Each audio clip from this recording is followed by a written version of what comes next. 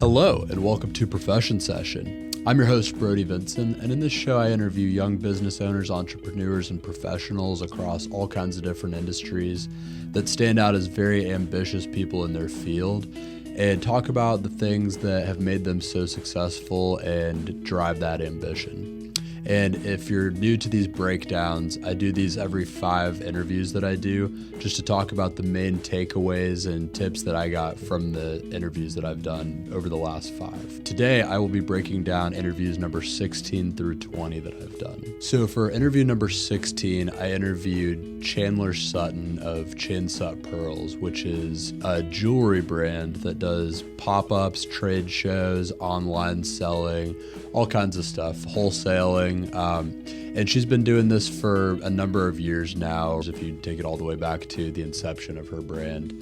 And the first big takeaway I got from Chandler that really stuck out with me was just the importance of really doing grassroots work to grow a brand. What I mean by this and what it meant for Chandler in her case is she is out there doing trade shows, pop-ups, and all kinds of events that get her name and her brand out there and seen all the time.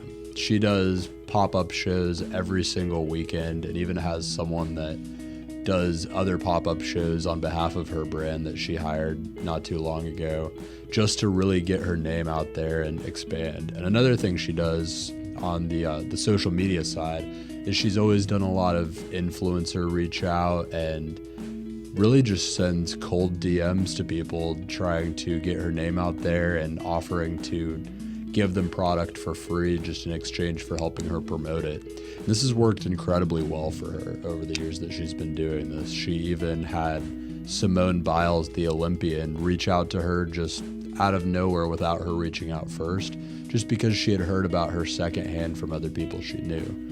And that's really just out of virtue of her getting out there and putting her name out there in as many places as she possibly can. So I thought that was really important. One thing it made me think about is doing it for the podcast and for my own brand. It's made me a little more ambitious, I guess, about just getting my name out there, and also kind of made me a little more creative about the way that I do it. So I thought that was a really awesome takeaway from that interview. Another thing that really stuck with me and went over really well from Chandler's interview was some of the unique things that she offers to help close a sale when she's doing some of her wholesaling. And if you don't know what that means she's offering her brand to be carried in different physical retail stores to be resold. So she sells in mass quantity to these stores on a regular basis, and they resell it to their own customers. And something that really stuck out that she thought of is that she offers what's called zip code protection. So these stores that she's usually selling her jewelry to are actually very competitive, especially in their local area. So she offers something where in exchange for doing a certain amount of business with her on a consistent basis, a store is actually able to be the only store in that particular zip code that carries her product. And that helps them maintain kind of a competitive advantage against other stores in their local area. And she's had great success with that. So I just thought that was a really great takeaway for any kind of business. If you're trying to get your product out there, have some kind of unique offering that helps you really differentiate yourself and really help your customer make the decision that you are the right product for them. The next interview that I did was with Maria-Elena Perez of MEP Realty Investments. This one was really cool. Maria is actually one of my office neighbors here at the studio, so we've gotten to know each other as I've moved in, and she had a lot of really interesting things to say that she was taking from her experience in the real estate industry over the last 16 or 17 years here in Orlando. One thing that was really cool, she had a hot take about how Orlando is the next Las Vegas. And this was a controversial take, but Floridians really loved it. I really loved it. I thought that was really cool. So that was one thing. Another thing that really stuck with me from this interview was she was talking about the criteria that she uses to determine some of the agents that she's brought on under her in her business. And some things that really stuck out with this was that she always looks for people with high moral values, great ethics, and people that are really go-getters. And I think that's just a generally great thing to keep in mind if you're thinking about hiring employees or looking for business partners, is that you always want to be looking for people with really great ethics that match your own and maybe even push you to be better yourself, and just ambitious people that you know are always going to be driving and pushing and trying to do more. Those are the kinds of things that make businesses succeed, and I've certainly found that in my short career so far, and some of my business partners that have gone well, and employees that have worked for me or alongside me that have really been effectual in the business world. The other main thing that really stuck out in this interview is she drove home this point of why she loves real estate so much, and that was because it's a long-term wealth builder. She used the example of her mother, who came over to the country when Maria was young and was able to get a house at a certain point after having moved here, and to this day has built a ton of equity in that house over the years and has stayed in it, and it's allowed her to build up kind of a nest egg for herself that makes her a little bit more secure in her career and everything. And I thought that was just a really great point, because for anyone who's young in their career or is just thinking about buying a house for the first time, it's a really good reason to do it. Just knowing that over the course of years and years, real estate is really one of the best ways to build long-term wealth, one of the most proven and long-term tested ways to do that. So I thought that was a really important point as well. So the next interview I did was with Devin Carvajal, who is on the social media team for the Jacksonville Jaguars. More specifically, he's the graphic designer for the team, but he actually wears a bunch of different hats. It's a very fluid kind of team where everyone's kind of on deck helping out with all kinds of different stuff. So he had a lot of interesting experience to share from his time there. And one thing that I asked him that I got a really cool answer from him for was, he's told me that he considers himself a creative and always has, and that's kind of what drew him to his current role and what he's doing now. And so I asked him what being a creative means to him personally. And his answer was essentially, to him, being a creative means that you look at a situation or you look at a problem and you see multiple solutions. You see multiple different ways of attacking that problem or that situation, and you're able to bring those to fruition in interesting and innovative ways. And not only is that incredibly encouraging if you consider yourself a creative, it just means that you're probably going to be able to do well in a lot of different areas and could find yourself being successful across many industries. So there's a lot of options for you. But I just thought it was a really cool take that I had not heard before, so that really stuck with me. Another awesome point that Devin drove home was just about confidence being key. He was an incredibly confident guy, and if you haven't seen his interview yet, you should go check it out. It was really inspiring just how much confidence he has in himself and his abilities in the industry that he works in, and I think that plays a huge part in the level of incredible work he's been able to do for the Jaguars and in some of his other endeavors. And he really drove home this point a little further, just to say that owning what you do and being confident in your profession can take you really, really far. People see that, and that attracts employers, it attracts business partners, and it gives you a lot of options. If people see that you're confident in what you do, it's going to take you very far in business. The next interview that I did, I actually traveled to Nashville partially for this interview. This was with Heather Carpenter, who works for Universal Music Group. And she worked for a while in their marketing department and now works in a little bit more of a radio sales role. And if you haven't checked out this interview yet, it's fascinating. I actually learned a lot about the inner workings of the business behind the music industry. She's gotten to get a very deep look at it. And so if you haven't checked that out, go ahead and check it out, because it was very fascinating if you're a fan of music. But aside from just learning a lot of cool interesting new things about the music business industry.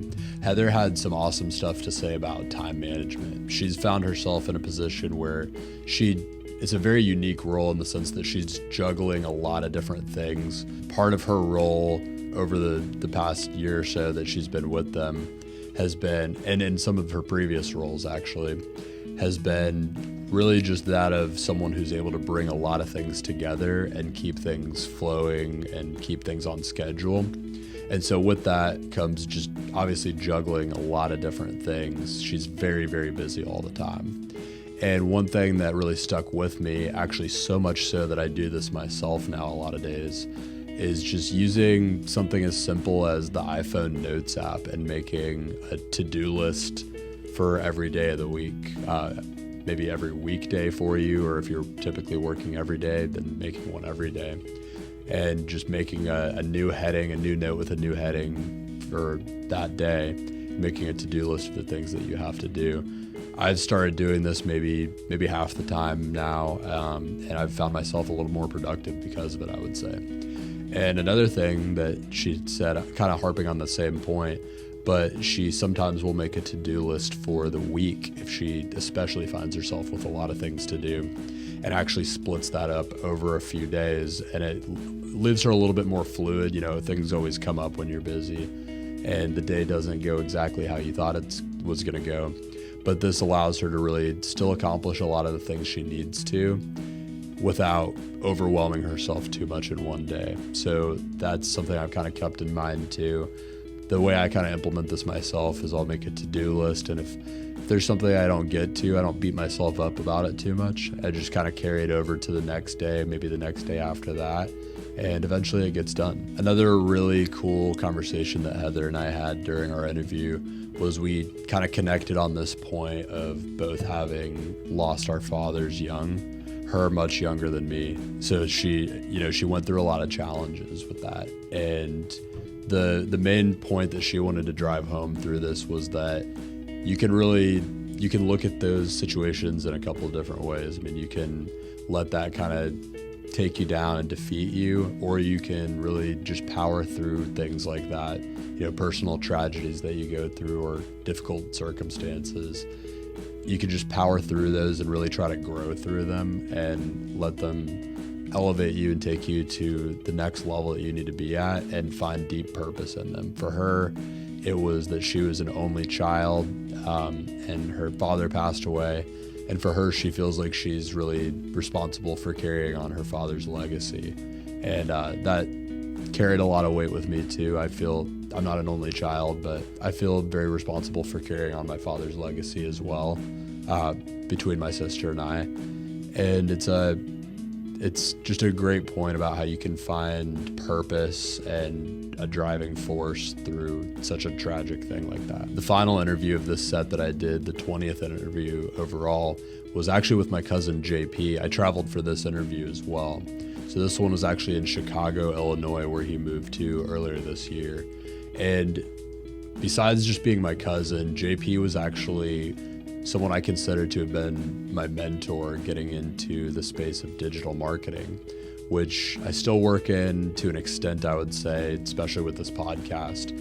But it also really carried me to where I am in the rest of my career. It allowed me an entry point to a lot of what got me to where I am today. And a lot of the lessons that he taught me when he was getting me into it and the things that he showed me were incredibly influential in my career up to this point. So this was a really, really cool kind of full circle moment for me. And it was really cool to get to catch up with him through the rest of his career since the last time we talked.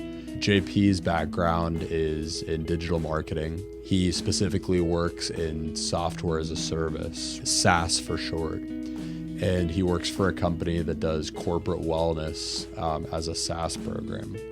And he's been with this company for a while now and actually has gotten to see them grow from just kind of a startup-y type of company to now a company that got acquired by a much larger company. And he's learned a lot along the way being one of their main digital marketing guys. And he had a lot of cool stuff to say about just different tactics that you can use to grow, being very data-driven using historical data of a company and setting yourself up, if you are a business owner or if you're in the marketing department of a business, setting yourself up in a way to be successful by being able to recount on historical data of things that have and haven't worked for you as a business along the way. So a lot of cool stuff in there. Definitely check out his interview if that interests you.